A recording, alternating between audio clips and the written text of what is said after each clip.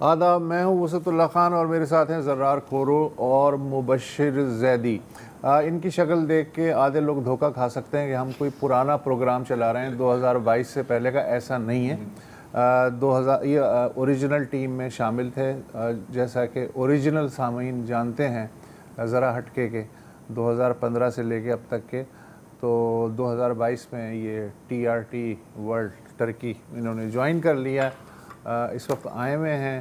تو ہم نے کہا کہ ایک نوسٹالجیا کے تحت ان سے کچھ باتیں بھی کریں گے حالات حاضرہ کے بارے میں، اور ایک نوسٹالجیا یہ ہے کہ ان کی جو سینٹرل کرسی تھی درمیان میں، وہی اسی پہ ہمیں نے بٹھا دیا ہے۔ تو تھینک یو، بلکہ تھینک یو کیا یار تمہارا، نہیں تھینک یو کہاں سے، نہیں ایسی عادت ہو گئی۔ اچھا بہرحال اب آتے ہیں مدعے کی طرف۔ امریکی نائب صدر JD وینس نے کہا ہے کہ ایران امریکہ مفاہمتی یادداشت، جسے انگریزی میں MOU کہتے ہیں، اس پر جمعے کو جنیوا میں ایرانی مجلس کے اسپیکر باقر قالیباف اور وزیر خارجہ عباس عراقچی کی موجودگی میں دستخط ہوں گے۔ اس خبر کے سبب تیل کی عالمی قیمتوں میں اوسطاً $10 فی بیرل کی کمی آئی ہے۔ ابھی امید ہے کہ اور نیچے آئے گی۔ صدر ٹرمپ نے ایرانی ناکہ بندی ختم کرنے کا حکم دیا ہے اور آبنائے ہرمز کی ٹریفک میں بتدریج اضافہ دیکھنے میں آ رہا ہے۔ آج ایک جاپانی جو آئل ٹینکر ہے اس نے آبنائے ہرمز اطمینان سے پار کی، یہ اس وہم کے بغیر کہ کہیں سے بھی گولہ آ سکتا ہے یا امریکی جو ہیں وہ میزائل داغ سکتے ہیں۔ پہلی بار ہوا ہے 28 فروری کے بعد ایسا۔ ایرانی سیکریٹری خارجہ اسماعیل بقائی کا کہنا ہے کہ ایران آبنائے ہرمز پہ آگے چل کے ٹول ٹیکس کی بجائے سروس چارجز وصول کرے گا۔ اس پہ ہم بعد میں بات کریں گے۔ فی الحال مفاہمتی یادداشت 60 سے 90 دن کے لیے ہے۔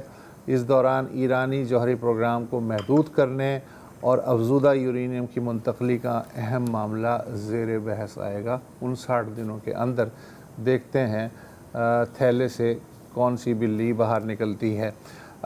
اس سے پہلے کہ ہم آپس میں کچھ گفتگو کریں یا آنکڑے لگائیں، تہران چلتے ہیں جہاں تجزیہ نگار راشد نوری صاحب اس وقت موجود ہیں۔ بہت شکریہ، آپ نے ہمیں اپنے پروگرام میں دعوت دی۔ تھینک یو سو مچ۔ ہم آپ سے تھوڑی دیر بات کرنا چاہتے ہیں۔ یہ بتائیے کہ یہ جو بھی MOU ہے یا اس کی جو شرائط ہیں یا جو فریم ورک ہے، کیا ایرانی قیادت میں اس MOU سے سب خوش ہیں اوپر سے نیچے تک؟ جی بسم اللہ الرحمن الرحیم۔ دیکھیں، ایک ایسی سوسائٹی کے جو گزشتہ 47 سالوں سے مختلف امریکی عطاب کا شکار ہے، بلکہ میں تو اس کو کہتا ہوں کہ پوری دنیا اور امریکہ کے تمام حوالی اتحادی سب اس کے خلاف جو ہیں وہ سرگرم عمل رہے ہیں۔ پہلی بات تو یہ کہ ڈونلڈ ٹرمپ پہ تو ان کو کوئی زیادہ اعتماد نہیں ہے، اور اس کے کئی دلائل ہیں، کئی دلیلیں دی جا سکتی ہیں، جس میں یہ ہے کہ 2 دفعہ تو یہ پہلے بھی مذاکرات کے دوران ان کو جارحیت کا نشانہ بنا چکے ہیں۔ جو آپ کا سوال ہے کہ سب اس پہ راضی ہوں گے، یہ تو کسی سوسائٹی میں ممکن نہیں ہے کہ اتنی سیمیٹری ہو کہ ہر بندہ نیچے سے لے کے اوپر تک ایک ایشو پہ، ایک نظریے پہ یا آپ ایک موقف پہ کہیں کہ وہ راضی ہے۔ اس وقت بھی ایران کی سوسائٹی کے اندر بھی اس کے بارے میں 2-3 دنوں سے بہت تند و تیز تبصرے ہو رہے ہیں، اور واضح طور پہ محسوس ہو رہا ہے کہ ایک حلقہ اس کو زیادہ پسندیدہ نگاہوں سے نہیں دیکھ رہا۔ وہ ماضی کے تجربات کی روشنی میں یہی کہتا ہے کہ امریکہ پہ اعتماد نہیں کیا جا سکتا، یہ دوبارہ وہی کچھ کریں گے۔ مجموعی طور پہ اس وقت اگر سرکاری میڈیا دیکھیں اور حکام کے بیانات دیکھیں اور جو اوورال ایک بڑی سوسائٹی کا جو ایک حلقہ ہے، وہ بہرحال اس پہ ابھی لبنان کے تناظر میں اس کو زیادہ دیکھ رہا ہے کہ اگر لبنان کے اندر حملے رک جاتے ہیں، اور جیسے گزشتہ رات ہم نے تو یہاں پہ بڑی رات جو ہے بڑی سخت گزاری، آپ لوگ تو میڈیا میں بہتر جانتے ہیں کہ رات کو تقریباً یہاں پہ ہائی الرٹ تھا، اور اسرائیل پہ حملے کی تقریباً تمام تیاریاں مکمل کر لی گئی تھی، لیکن اس کے بعد ایک دم کیا کہتے ہیں ٹویٹس کی جو ہے وہ ریل پیل ہو گئی، کوئی ادھر سے آ رہا ہے کوئی ادھر سے جا رہا ہے۔ تو اس کے بعد اس ایم او یو کی بات بھی ہوئی, پھر جمعے کی بات ہوئی کہ فلاں جگہ پہ یہ ہوگا وہ ہوگا. تو اس وقت بھی, جس وقت میں اس وقت آپ سے مخاطب ہوں, ایران کے اندر گزشتہ 110 دنوں سے جو ہے نا مسلسل مظاہرے ہو رہے ہیں. گزشتہ رات بھی جو عوامی مظاہرے تھے اس میں حزب اللہ کا پرچم ایران کے پرچم سے بھی زیادہ ہے. یہاں پہ ایک ٹرینڈ ہے کہ لوگ آتے ہیں اپنے گھروں سے پرچم اٹھا کے لاتے ہیں. تو حزب اللہ کا مسئلہ اس وقت ان کی ٹاپ پرائرٹی پہ ہے. اگر مذاکراتی ٹیم پہ کوئی اعتراض ہوگا یا جس پہ زیادہ ان کے لیے ٹینشن ہو سکتی ہے تو وہ حزب اللہ اور لبنان پہ حملوں کا مسئلہ ہے. باقی مسائل میں کافی حد تک انہوں نے اس بات کو یعنی قبول کر لیا ہے کہ ٹھیک ہے آگے دیکھتے ہیں کیا ہوتا ہے. ٹھیک ہے ڈاکٹر صاحب, ایک اور سوال. اب شاید یہ کچھ حد تک قبل از وقت ہو, لیکن ہم نے دیکھا ہے کہ اس جنگ, ایران پر جو جنگ مسلط کی گئی ہے اس میں خلیجی ریاستوں پر بھی ظاہر ہے کہ بمباری ہوئی ہے. وہاں سے ہی ایران کا کہنا ہے کہ وہاں سے ہی ہمارے پر حملے ہو رہے ہیں. مستقبل میں آپ کتنے کیا دیکھ رہے ہیں کہ ایران میں اب مزید کتنا کانفیڈنس ہائی ہو گیا ہوگا ایران کی اپنی قیادت میں, اپنی ہی کیپبلٹیز میں؟ کیونکہ ہم نے دیکھا ہے, اور یہ کوئی چھوٹی بات نہیں ہے, کہ آپ کا ایک سپر پاور کے ساتھ ٹکراؤ ہوا ہے. اس سپر پاور کے ساتھ اسرائیل بھی شامل تھی, اور اگینسٹ آل آڈز ایک لحاظ سے اگر ہم دیکھا جائے تو ایران نے نہ صرف سروائیو کیا بلکہ آپ کئی لحاظ میں کہہ سکتے ہیں کہ کامیاب بھی رہے. تو ان دا فیوچر آپ کیا دیکھ رہے ہیں کہ جو نیا پاور ڈائنامک ایمرج کر رہا ہے مشرق وسطیٰ میں, اس میں ایران کا کیا کردار ہوگا؟ دیکھیں, اس میں تو کوئی دوسری رائے نہیں ہے کہ ایران کے کانفیڈنس میں ایکسٹرا آرڈنری اضافہ ہوا ہے, اور اس کو اپنے پوٹینشیل کا بھی پہلے سے بہتر جو ہے انہوں نے اس کو باقاعدہ جس کہتے ہیں دنیا کے سامنے پیش بھی کیا کہ ہم یہ کر سکتے ہیں. یہاں پہ نا ایک جملہ بڑا معروف ہے جو انقلاب کے بانی حضرت امام خمینی کی طرف منسوب کیا جاتا ہے, اور وہ ہے وی کین ڈو ما می توانی, ہم کر سکتے ہیں. یہ امام خمینی جو ہے نا اپنی مختلف تقاریر میں اس کا ذکر کرتے تھے, اور ہر چیلنج کا مقابلہ کرنے کے لیے وہ کہا کرتے تھے کہ اس جملے کو مت بھولیں کہ ما می توانی, وی کین ڈو. تو انہوں نے وہ کر کے دکھا دیا ہے بہت سارے اور فیلڈز کے اندر بھی اور جنگ کے میدان میں بھی. اور اس وقت جس موضوع کی طرف آپ نے اشارہ کیا, اس وقت دیکھیں قطر کی قربتیں بہت بڑھ رہی ہیں. آپ دیکھیں قطر نے تو پاکستان کو ریپلیس کرنے کی کوشش کی ہے. یو اے ای کی طرف سے مختلف طرح کے پروپیگنڈے ہیں, لیکن ایران نے اس کو قبول نہیں کیا کہ انہوں نے کئی ارب ڈالر کی پیشکش کی ہے اور معاملات کو ٹھیک کرنے کی کوشش کی ہے. سعودی عرب کے عنوان سے آپ ہم سے بہتر جانتے ہیں کہ انہوں نے 2 ہفتے پہلے عدم جارحیت کا ایک جیسے کہتے ہیں معاہدہ کرنے کی پیشکش کی ہے ایران کو. تو یہی 3 ملک ہیں. عمان کے ساتھ ان کی ویسے اچھی انڈرسٹینڈنگ ہے, وہ آپ ہرمز کے عنوان سے انہوں نے آئندہ جو ہے وہ ایک مشترکہ پروگرام بنانا ہے. تو رہ جاتے ہیں کویت اور بحرین, یہ تو بیچارے ویسے ہی قابل ذکر نہیں ہے. اگر سعودی عرب اور قطر جو ہیں وہ ہم آہنگ ہو جائیں اور امارات جو ہے وہ اسرائیل کا جسے کہتے ہیں دم چھلا نہ بنے, تو خطے کے اندر اور تو مسئلہ ہی نہیں ہے. ایران کو دیکھیں, آپ ہم سے زیادہ جانتے ہیں ہسٹری سے بھی, اور آپ لوگوں نے خاص کر وسعت اللہ خان صاحب کے تو ہم بڑے پرانے فین ہیں, ان کے ہم آرٹیکل بھی پڑھتے رہتے ہیں. دیکھیں, ایران نے انقلاب کے فوراً بعد خطے کے ممالک کو ایک مشترکہ دفاعی الائنس بنانے کی پیشکش کی تھی, اور اس میں انہوں نے کہا تھا کہ آئیں مل کے سارے خطے کے ممالک مل کے ایک دفاعی معاہدہ کرتے ہیں تاکہ باہر سے کوئی آ کے ہم پہ حملہ آور نہ ہو. اور اس وقت اشارہ اسرائیل کی طرف تھا, لیکن اس کے برعکس ہوا. ایران نے یہ پیشکش کی تو دوسری طرف ایرانوفوبیا کو, شیعہ سننے کی مسائل کو اور انقلاب کو ایکسپورٹ کرنے کی باتیں شروع ہو گئی. تو وہ سارا معاملہ جو ہے وہ جسے کہتے ہیں تتر بتر ہو گیا, ایک دوسرے سے بلکہ متضاد چیزیں آنا شروع ہو گئی. تو میں سمجھتا ہوں کہ اس وقت جیسے آپ کہہ رہے ہیں کہ ان کے کانفیڈنس میں اضافہ ہوا ہے, اور خلیجی ممالک کو بھی احساس ہوا ہے کہ وہ امریکہ جو ان کے دفاع کے لیے آیا تھا خود وہ اپنا دفاع نہیں کر سکتا, وہ خود ان کے لیے ایک جو ہے مسئلہ بن گیا ہے. تو اس نئی صورتحال کے اندر یقیناً ایک بڑی پالیسی شفٹ آئے گی اس خطے کے اندر. اور آپ یہ بھی دیکھ رہے ہیں کہ چائنا بڑے جسے کہتے ہیں نا باریک بینی سے پیچھے بیٹھ کے پورے معاملات کو بڑے غور سے دیکھ رہا ہے. پاکستان کی اپنی جو سفارتی کوششیں ہیں وہ بھی اپنی جگہ پہ بہت اہم ہے. رشیا اپنے سیکیورٹی میئرز کو ایک انداز سے دیکھ رہا ہے. تو آئندہ مجھے تو امریکہ کا کوئی زیادہ اچھا مستقبل نظر نہیں آ رہا, بالخصوص بیسس کے عنوان سے بھی. ایران کا مطالبہ بھی ہے کہ ان بیسز کو اب نہیں ہونا چاہیے, اور خود اگر وہاں کے ممالک بھی ساتھ دیتے ہیں, اور خاص کر یہ میں آخری جملہ کہہ دوں, میری بات زیادہ لمبی ہو جائے, اگر یہ ممالک ایران اور ترکیہ بھی شامل ہو جاتے ہیں, پاکستان بھی, اور پیچھے سے چائنا کی سپورٹ ہو جاتی ہے, تو اگر یہ جو پیٹرو ڈالر والا مسئلہ ہے, اگر یہ والا سلسلہ رک جاتا ہے تو امریکہ تو جناب پہلے ہی 39 کھرب ڈالر کا مقروض ہے. اگر یہ پیٹرو ڈالرز اور وہاں کے بانڈز اور یہ سارے سلسلے رک جاتے ہیں تو امریکہ تو ایک بڑی مصیبت میں پھنس جائے گا. تو اس سارے تناظر میں اس میں کوئی دوسری رائے نہیں ہے کہ علاقے کے اندر ایک نئے الائنس بنیں گے, ایک نیا جو ہے وہ مشرق وسطیٰ, جو اسرائیل کہتا تھا نا نیو مڈل ایسٹ, نہیں, اب ہم کہیں گے کہ نیو اسلامک مڈل ایسٹ جو ہے وہ وجود میں آئے گا. اچھا, اس کے ساتھ پھر ڈاکٹر صاحب ایک آخری سوال اگر آپ اجازت دیں. ہم یہاں پاکستان میں بیٹھے ہوئے ہیں, آپ نے ابھی پاکستان کا بھی ذکر کیا. ہم جانتے ہیں کہ ماضی میں پاکستان اور ایران کے جو تعلقات ہیں اس میں کبھی کبھی ٹینشنز بھی آئی ہیں, سپوائلرز بھی آئے ہیں. اس بار ہم نے دیکھا ہے کہ ایران کی قیادت نے بھی ایک بہت بڑے حد تک پاکستان میں کانفیڈنس کا اظہار کیا. ظاہر ہے پاکستان اس پورے مسئلے میں ثالثی کر رہا تھا, امریکہ کا بھی کانفیڈنس تھا, ظاہر ہے اگر نہیں ہوتا. مستقبل میں آپ پاک ایران تعلقات کو کیسے دیکھ رہے ہیں؟ دیکھیں, میں اس میں ایک تازہ ترین جو مثال ہے وہ دینا ضروری سمجھتا ہوں کہ ابھی قطر نے انٹری ڈال لی اور کوشش کی ہے کہ یہ پورا جو مذاکرات کا عمل ہے وہ اس کا کریڈٹ لے. کوششیں بھی ہوئی ہیں, ان کی طرف سے اچھی کوششیں ہوئی ہیں, لیکن تہران نے جو میسج دیا ہے, انہوں نے کہا جی اس ایم او یو کا نام بھی ہم جو ہے اسلام آباد سے ہی منسوب کریں گے, اور اسلام آباد کی کوششوں کو ہم ہرگز فراموش نہیں کریں گے.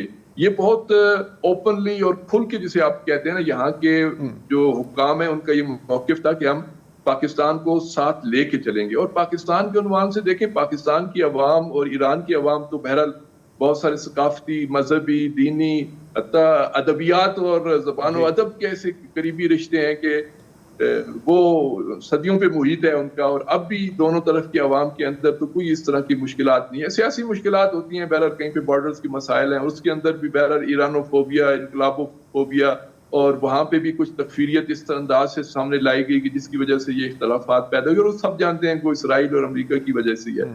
تو یہ جو دیواریں تھیں, بہت ساری دیواریں گر گئی ہیں. میں البتہ ایک پاکستانی ہونے کے عنوان سے جو میری خواہش یہ ہے کہ اس سے پاکستان کو کوئی ایڈوانٹیج لینا چاہیے, پاکستانی عوام کو اس سے کوئی فائدہ پہنچے. وہ جو گیس پائپ لائن بنی پڑی ہے, وہ جو پیٹرو کیمیکلز کے عنوان سے جتنے ایران کے وسائل ہیں, وہ اتنے آسانی سے بارڈر سے بارڈر جو ہے وہ عرصے سے ایران اور پاکستان ایک دوسرے سے کہہ رہے ہیں جی, پہلے کہتے تھے جی 2 ارب ڈالر سے ہم اس کو 5 ارب ڈالر تک تجارت لے جائیں گے. وہ مرحوم رئیسی صاحب گئے تو اس کو کہا گیا کہ جی اس وقت ہم 10 ارب ڈالر تک لے کے جائیں گے. تو یہ دو ممالک کے درمیان 10 ارب ڈالر کی بھی کوئی حیثیت نہیں ہے, اس سے بہت بڑھ کے جو ہے وہ تجارت ہو سکتی ہے, اور پاکستان اس سے بہت زیادہ فوائد حاصل کر سکتا ہے. اور دوسرا, ایران بھی ایک کنزیومر سوسائٹی ہے, پاکستان بھی بہت کچھ جو ہے وہ یہاں پہ ایکسپورٹ کر سکتا ہے. تو میں سمجھتا ہوں جہاں پہ مذہبی, دینی, سیاسی, ادبی وہ تعلقات میں فروغ آئے گا اور ہے, وہاں پہ تجارتی لین دین میں میں سمجھتا ہوں کہ دونوں ممالک کے لیے, دونوں ممالک کے عوام کے لیے بہت کچھ اس کے اندر موجود ہے. پاکستان جس انرجی کرائسس کا شکار ہے, اس کا حل ان کے اپنے ہمسائے پہ موجود ہے. اس سے پہلے چلے امریکہ کا دباؤ تھا, کسی اور کا تھا, تو اب وہ دباؤ تو تقریباً جو ہے وہ ریلیز ہو چکا ہے. تو اس سے فائدہ اٹھانا چاہیے پاکستان. بالکل بالکل, بہت بہت شکریہ صاحب, بہت آپ نے خوبصورت اس میں پورے کیا کہتے ہیں دریا کو بند کر دیا ہے. بے شک. اچھا, اب ایک چیز ہمیں ذہن میں رکھنی چاہیے کہ یہ پیس ڈیل اس وقت ہم اس کو نہیں کہتے, یہ ایم او یو ہے, اور ہم نے اکثر پاکستان میں جو ہمارا پرسنل تجربہ رہا ہے ایم او یوز پر, تو وہ کاغذ تک ہی محدود رہتے ہیں. یہاں پر چانسز ہیں کہ یہ تبدیل ہو جائے. کچھ انٹرسٹنگ انڈیکیشنز بھی آ رہی ہیں وائٹ ہاؤس کی جانب سے. ٹرمپ نے تو ابھی بات کی ہے, لیکن اس سے پہلے جو نائب صدر جے ڈی وینس ہیں, آپ نے تھوڑا سا تو ذکر کیا, میں ذرا سنانا چاہ رہا ہوں انہوں نے ابھی ایک انٹرویو میں کیا کہا ہے ایران کے بارے میں. But you also have the long-term commitment that Iran will never develop or procure a nuclear weapon. Those are two very big wins for the American people. I think the important thing to understand is that the agreement is fundamentally built around a two-step verification process. We say to the Iranians, you are welcome to have access to an unsanctioned economy. You're welcome to be reinvited into the world economy. The president's saying to them, we're extending an open hand. If you guys want to meet us, if you guys want to change your relationship with the United States, we will change our relationship with Iran. That's the offer, and we're going to have to see whether they meet us there. اب اگر لگا آپ کو کہ کوئی اتنی بڑی بات نہیں ہے، یہ آپ ذہن میں رکھیں کہ 27 فروری کو بات ہو رہی تھی کہ ہم آپ کو تباہ و برباد کر دیں گے، ہم آپ کی رژیم چینج کر دیں گے، آپ ہمارے ماتحت رہیں گے. Now it will be like کہ یار اگر آپ ہمارے سے ہاتھ ملانا چاہ رہے ہیں تو ہم بھی آپ سے ہاتھ ملانا چاہتے ہیں. یہ ہمیں یاد رکھنا چاہیے کہ جے ڈی وینس کے بارے میں تھا کہ یہ جے ڈی وینس جو ہیں یہ اس جنگ کے مخالف تھے اور انہوں نے اس کا اظہار بھی کیا تھا اور بارہا انہوں نے کوشش کی تھی کہ ٹرمپ کو اس جنگ سے روکیں. ابھی بھی جے ڈی وینس جو ہیں اور یہ اس لیے امپورٹنٹ ہے کہ ٹرمپ نے یہ کہا ہے کہ جو سائننگ ہوگی جو پاکستان جس کو ہوسٹ کرے گا جنیوا میں تو امریکہ کی طرف سے جے ڈی وینس جائیں گے، ٹرمپ نہیں جائے گا. ایگزیکٹلی سامنے اب وہ پیس والا جو اپنا وہ ہے ٹرمپ، کیونکہ خود تو ظاہر ہے اس کو محفوظ راستہ اس طرح سے نہیں ملا تو وہ جے ڈی وینس کو آگے کر کے وہ اس چیز کو کور اپ کرنے کی کوشش کر رہے ہیں. That is a fact. ایک وقفہ لیتے ہیں، ہمارا گفتگو جاری رہے گی. Welcome back. اچھا اب نا ہرمز ایک بار پھر کھل جائے گا. میرا خیال ٹرمپ نے کہا ہے کہ شاید جمعے تک کھل جائے، جو پہلے بھی کھلا ہوا تھا جنگ سے پہلے. ایران کی جوہری پروگرام پر مذاکرات ہوں گے جو پہلے بھی ہو رہے تھے. تو اگر ہم اس کی کیا کہتے ہیں نا نیٹ پروفٹ یا نیٹ لاس نکالنے کی کوشش کریں تو امریکہ نے جتنے بھی امریکہ کے سامنے جنگ مقاصد تھے کہ ہم یہ کریں گے وہ کریں گے، ایک بھی حاصل نہیں ہوا. دوسری جانب جس ایران کو آپ نے بالکل ہی زیرو کر دینا تھا وہ اب ایک ریجنل پاور آ کے ابھری ہے. انفیکٹ میں ابھی کچھ یہ ماگا والوں کی دیکھ رہا تھا، کہہ رہے تھے کہ کون کہتے ہیں کہ ہم ہار گئے ہیں، یہ تو ڈرا ہوا ہے. اچھا ایران اور یو ایس کے بیچ میں ڈرا ہونا کے مطلب ہے کہ آپ ہار ہی گئے ہو یار. آئی مین مطلب محمد علی ایٹ ہز پیک میرے ساتھ لڑے اور میں بچ جاؤں، یہی بہت ہے یار. محمد علی کو تو پھر میرا خیال ہے ریٹائر ہی کر دینا چاہیے.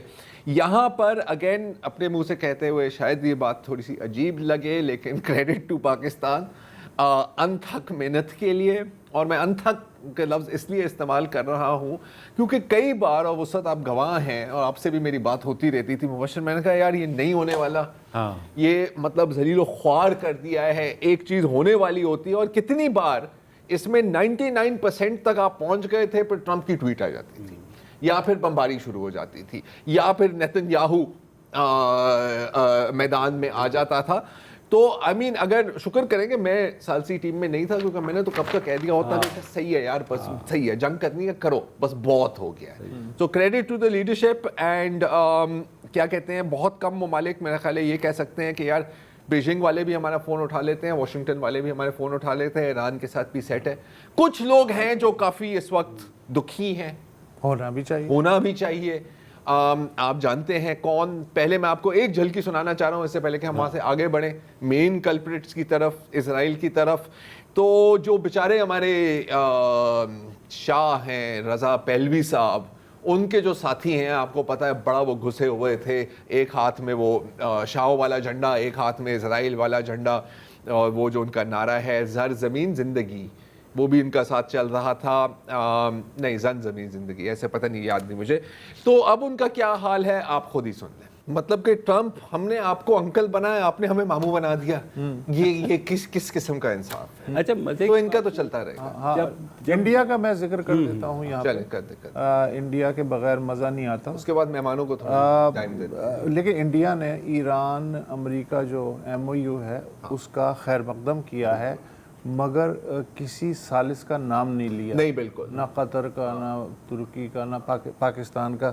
تو یہ ہے. لیکن بھارت میں اس وقت امریکی ایرانی MOU کے اوپر ایک اور مدعا چھایا ہوا ہے اور وہ یہ ہے کہ ہم پہلے بھی بتا چکے کہ امریکہ نے گزشتہ ہفتے خلیج عمان میں یکے بعد دیگرے 3 بھارتی بحری جہازوں کو نشانہ بنایا. ایک میں آگ لگ گئی جبکہ ایک اور جہاز پہ حملے کے سبب 3 بھارتی جہازی ہلاک ہو گئے. بھارت میں اس وقت حزب اختلاف سے لے کے حالات حاضرہ کے TV اینکرز تک اس واقعے پہ मोदी हुकूमत की ढिल बिल पॉलिसी के लत्ते ले रहे हैं। मिसाल के तौर पे मैं जनरल बख्शी का एक क्लिप पेश करता हूँ, उससे आप भारत में मूड का अंदाज़ा लगा सकते हैं। मैटर्स मतलब भारत के में इतना इंटरेस्टिंग ये सारा इस उसमें भारत का रवैया रहा है। इस सिफारतकारी को भी पहले उन्होंने डाउन प्ले किया कि पाकिस्तान जो कर रहा है, मतलब ये तो कुछ नहीं कर सकते, और ये कि ये तो भिखारी हैं और ये है दलाली है। हाँ, तो और वेस्टर्न मीडिया की जो बायस जो पहलवी का आपने दिखाया, याद होगा जब हमला हुआ उसके बाद क्राउन प्रिंस रजा, अब वो ये पूछे कि क्राउन प्रिंस किस चीज़ के, तो वो क्राउन प्रिंस से लेके जब तक ट्रंप ने डिच नहीं किया पहलवी को, तो वेस्टर्न मीडिया ने एक पूरी नैरेटिव बनाया कि ये रज़ा शाह पहलवी ये है ईरान का रोशन चेहरा। हालांकि हम जैसे जो दो कौड़ी के तजज़ियाकार हैं उनको भी ये पता था कि अगर बैरूनी हमला होगा तो ईरानी एक हो जाएंगे, और ये जो सारा था वहाँ जो एहतजाज नहीं थी। हाँ, लेकिन ये कि किसी को ये बात समझ नहीं आई, और वेस्टर्न मीडिया ने वही सिनेरियो प्ले किया जो उन्होंने अफ़गानिस्तान के ऊपर किया या इराक़ के ऊपर किया या लीबिया के ऊपर किया कि ये जाएगा तो बस उसके बाद यहाँ नाइट क्लब्स भी खुल जाएंगे, बाकी सारा कुछ हो जाएगा। अच्छा, इनकी सारी आज़ादी मतलब वो नाइट क्लब्स और स्कर्ट्स तक आके खत्म हो जाती है ना, बस उससे आगे कुछ नहीं है यार, बस सही है, स्कर्ट पहनी हुई है इसका मतलब आज़ाद हो। और क्या, एनीवे बहरहाल इजराइल वसत। हाँ, मुझे ये लग रहा है कि ये जो फिल्म हम दिखाने की कोशिश कर रहे हैं, तो इसमें जो सबसे बड़ा जो वाकई जेन्युइन विलन है वो इसराइल है। मैं नेतन्याहू नहीं कह रहा, इसराइल कह रहा हूँ। अच्छा, वजह यह है कि गुज़िश्ता रोज़ ही ईरान को इश्तियाल दिलाने के लिए इसराइली फ़ज़ाइया ने जनूबी बैरूत का जो शिया इलाक़ा है डहाइया, उस पर बमबारी की। हालांकि सदर ट्रंप ने पिछले हफ्ते उन्हें कहा था कि जनूबी बैरूत को हाथ नहीं लगाना, इसलिए कि ईरान ने रिटेलिएट किया था। अच्छा, जनूबी लबनान में भी ज़ाहिर है इसराइली कार्रवाई में कोई कमी नहीं आई है। बज़ाहिर इसराइल कह रहा है कि वो ईरान अमेरिका समझौते पे लबनान के हवाले से अमल करेगा, लेकिन वज़ीर दिफ़ा इसराइल काट्स उन्होंने आज फिर दोहराया है कि इसराइल का जनूबी लबनान, जनूबी शाम और गज़ा से फ़ौज पीछे हटाने का फ़िलहाल कोई इरादा नहीं है, लगी लिपटी के बग़ैर। मसलन कुछ भी हो जाए, कोई भी चिंगारी है, उसमें जो भी थोड़ी बहुत अंडरस्टैंडिंग है, अगर वो उसको आग लग जाए तो इसराइल से ज़्यादा खुश कोई नहीं, ज़्यादा खुश नहीं होगा। लेकिन इसराइल को एक बहुत बड़ा धचका लगा है यहाँ पर। कल ही मेरी बात हुई थी एक सेल्फ एग्जाइल में एक इजरायली सहाफ़ी हैं। एक वक्फा लेते हैं, मैं बताता हूँ क्या करें। वेलकम बैक जी, और अब बात करते हैं इजराइल की। आपने इजराइल के डिफेंस मिनिस्टर वज़ीर दिफा की तो आपने जिक्र किया, बेन गवीर का मैं जिक्र करना चाह रहा हूँ, जिसने वो तो गंदा आदमी है, लेकिन क्या करें यार, अब बात करनी पड़ती है। उसने कहा कि यार ये मुआहदा है, मैं इसको मानता ही नहीं, उसको फेंक दो यहाँ से। हम क्या कोई बनाना रिपब्लिक है इजराइल में? केला रियासत है हम। केला नहीं है लेकिन अकेले हो गए हैं, वैसे ये एक पॉइंट है। और हम एक खुद मुख्तियार रियासत है, हम सॉवरेन स्टेट है, हम अमेरिका के मातहत नहीं है। वो एक अलग बात है बेन भाई कि आप 2 हफ्ते जंग नहीं लड़ सकते अगरचे अमेरिका आपको मुसलसल हथियार ना भेजता रहे। अमेरिका और इजराइल की रिलेशन थोड़ा सा ग्राफ डाउन है, लेकिन आपको पता है कि अब वो अपनी मिलिट्रीज को भी इंटीग्रेट कर रहे हैं, तो थोड़ी लॉन्ग टर्म प्लानिंग चल रही है।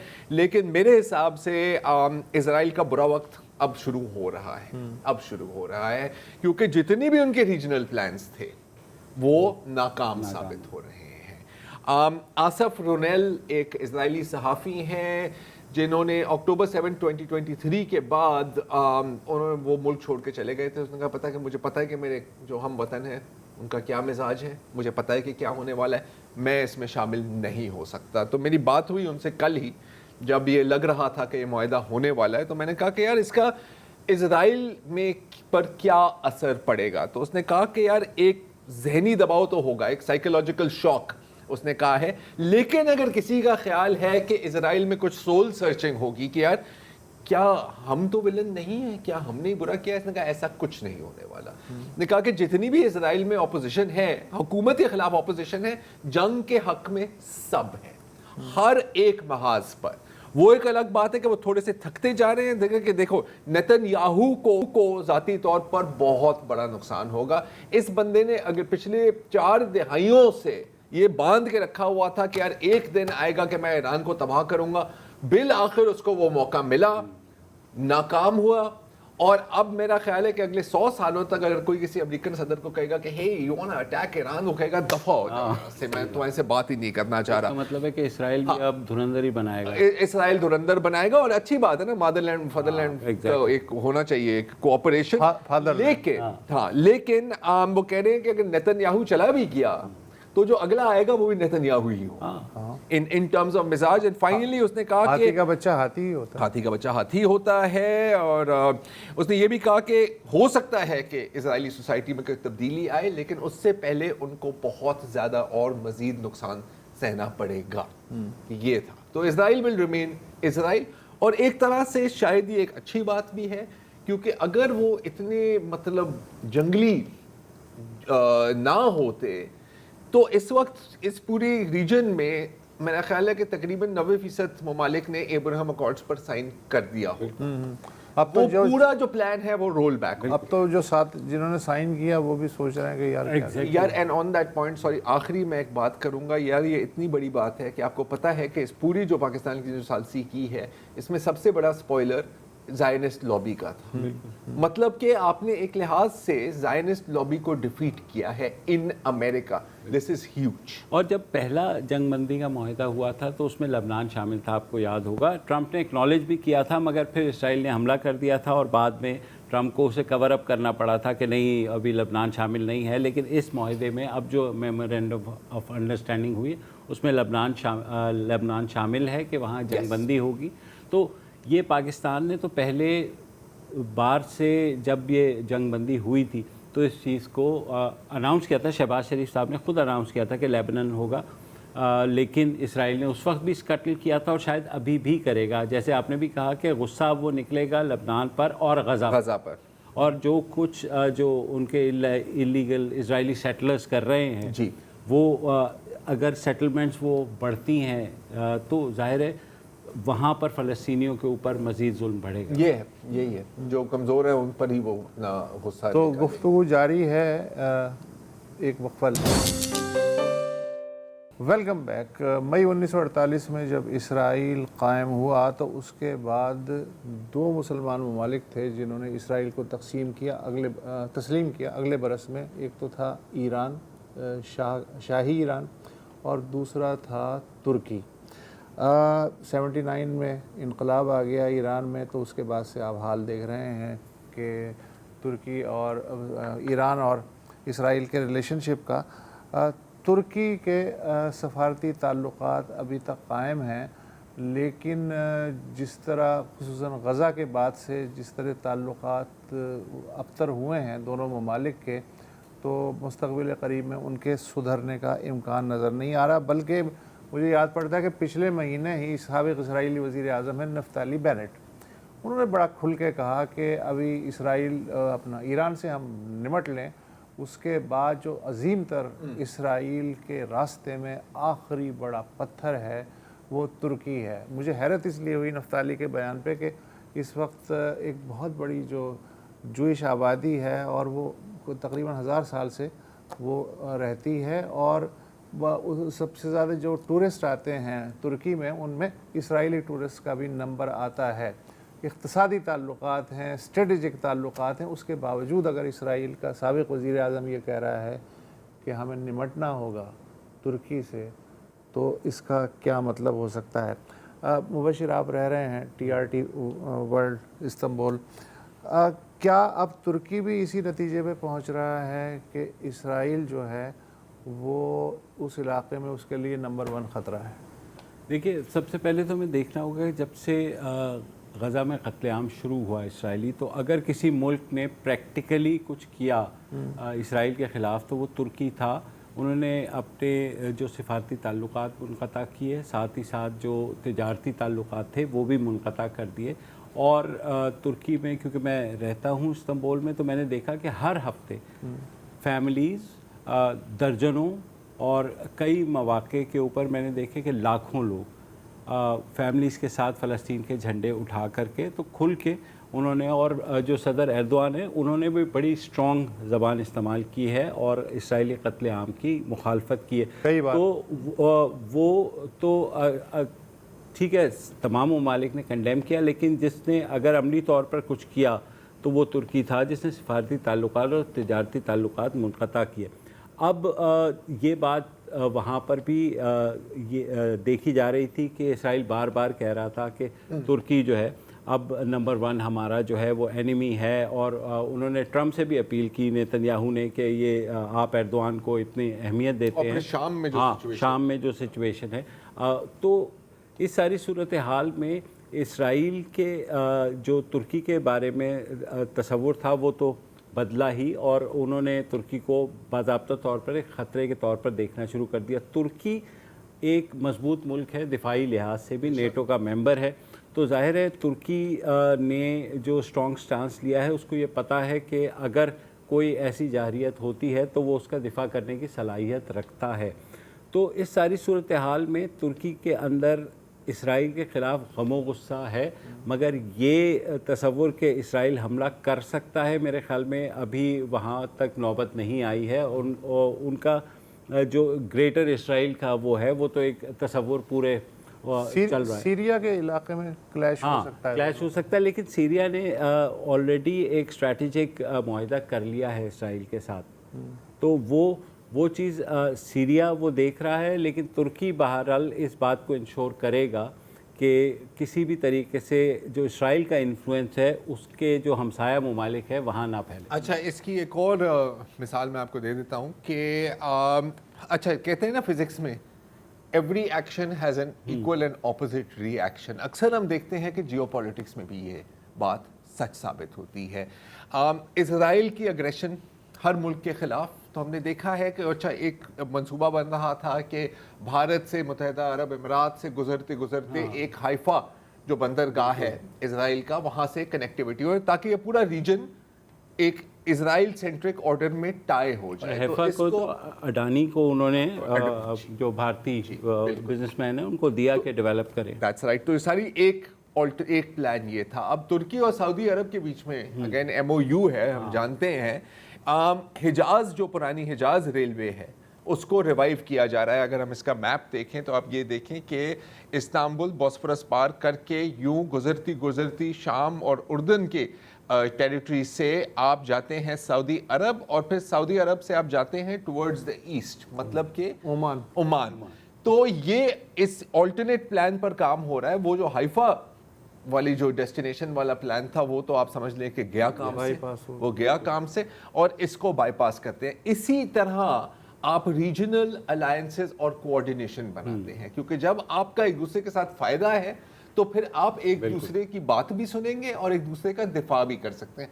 दिफा की बात की तो मुबशिर, अब मैं आपकी इस पर राय लेना चाह रहा हूँ कि पाकिस्तान और सऊदी अरब के बीच में SMDA है, एक स्ट्रेटेजिक अलायंस है। अक्सर कहा जाता है कि किसी हद तक तुर्की भी इसमें शामिल है या हो सकता है। आपको इसकी क्या चांसेस लगते हैं? ऑफिशियली तो उन्होंने इंटरेस्ट शो किया है कि भाई हम भी इसका हिस्सा बनना चाहते हैं, और मेरे ख्याल में गोइंग फॉरवर्ड बनेंगे, क्योंकि खलीज के अंदर, खलीजी रियासतों के अंदर इस सारे एपिसोड के बाद जो अदम तहफ़्फ़ुज़ बढ़ा है, तो उनको पता लग गया कि अमेरिका ने उनको नहीं बचाना।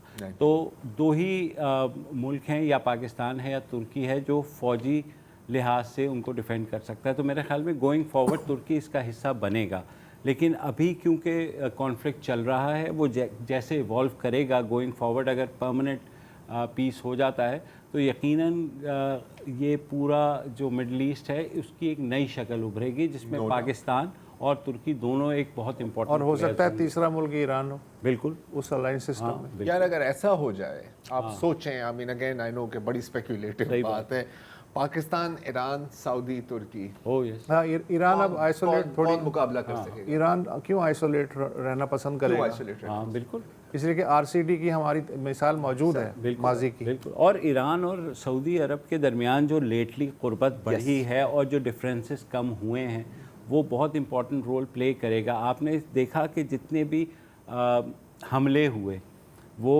सऊदी अरब के लेटली नहीं हुए, ज़्यादा तर कोवैत, बहरीन या UAE पे हुए। UAE का तो ऑब्वियस ही, क्योंकि उन्होंने इसराइल के साथ अपने रिलेशंस कायम किए हैं, इस वजह से हुए। और मुझे कुछ पाकिस्तानी सहाफ़ियों पर भी थोड़ी हैरत हुई थी जब आपको याद होगा कि कुछ लोगों ने ट्वीटना शुरू किया कि जब खलीजी ममालिक पे ईरान हमला कर रहा है तो पाकिस्तान पे कब मिसाइल दागेगा। आपको पता है बड़े बड़े मतलब कॉलमिस्ट ने ये सवाल उठाया। हाँ, बिल्कुल यार, तो पाकिस्तान का देखिए बाय डिफ़ॉल्ट कह लें आप, या उसमें आधी हमारी किस्मत और आधी हमारी एफर्ट थी कि ईरान को पूरे ख़ित्ते में पाकिस्तान पर एतमाद क्यों किया, क्योंकि खलीजी रियासतों के साथ उनका वैसे ही एक अदम एतमाद का रिश्ता था। फिर दूसरे भी ममालिक हैं, इवन तुर्की भी फॉर दैट मैटर। तो पाकिस्तान बाय डिफ़ॉल्ट इस सिफारतकार के तौर पर उभरा, और पाकिस्तान ने क्या खूब अपना रोल जो निभाया है। मैंने तो अपनी तारीख़ में नहीं, वैसे यार, मतलब इस तरह ना लगे जामे एफर्ट, जिसमें आप उसे हाइब्रिड कह लें, आप उसे सिविल मिलिट्री कह लें, या जो भी कर लें, जिस तरह की मीडिएशन हुई है, और ये नहीं है कि जो चलें बिल्कुल नहीं, बस मतलब वक्त हमारा टाइमर ख़त्म हो गया है। तो आज के लिए इतना ही जी। हम उम्मीद से हैं कि जुमे को ये मुआहदा हो जाएगा। उस वक्त तक हम आपको अपडेट्स देते रहेंगे। इजाज़त दीजिए।